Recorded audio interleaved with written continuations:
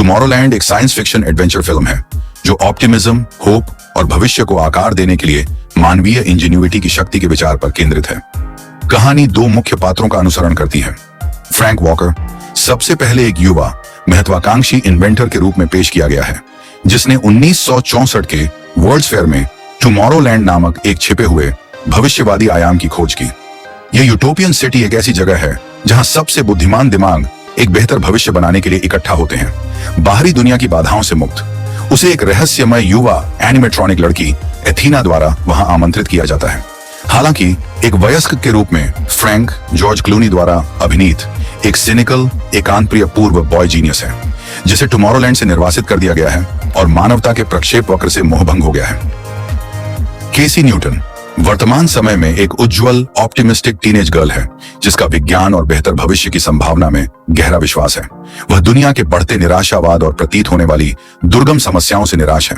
एक रहस्यमय T pin के माध्यम से वह टुमारोलैंड की झलकियां अनुभव करती है और अंततः एथेना, जो बूढ़ी नहीं हुई है, द्वारा बड़े फ्रैंक के पास ले जाई जाती है। मुख्य संघर्ष तब पैदा होता है जब केसी, फ्रैंक और एथेना को पता चलता है कि टुमारोलैंड का वर्तमान नेता गवर्नर निक्स मॉनिटर नामक एक मशीन का उपयोग कर रहा है।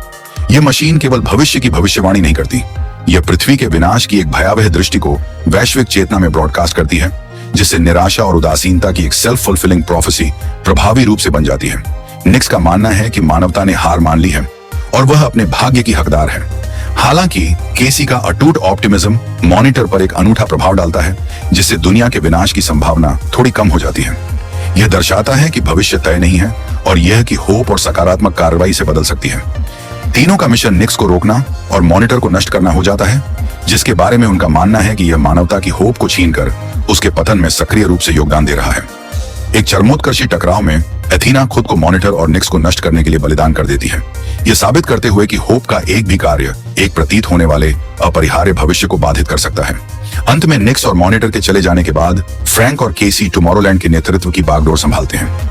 वे एक नया रिक्रूटमेंट ड्राइव शुरू करते हैं, दुनिया भर में अन्य ड्रीमर्स और इनोवेटर्स को खोजने के लिए नई एथीना लाइक एनिमेट्रॉनिक्स को टी पिन्स के साथ भेजते हैं। उन्हें एक उज्जवल भविष्य बनाने के उद्देश्य में शामिल होने के लिए आमंत्रित करते हैं। फिल्म का मूल संदेश एक कॉल टू एक्शन है। दुनिया में चुनौतियों और नकारात्मकता के बावजूद ऑप्टिमिज्म बनाए रखना, सकारात्मक बदलाव की संभावना में विश्वास करना और उस भविष्य को बनाने के लिए सक्रिय रूप से काम करना महत्वपूर्ण है, जिसे हम देखना चाहते हैं।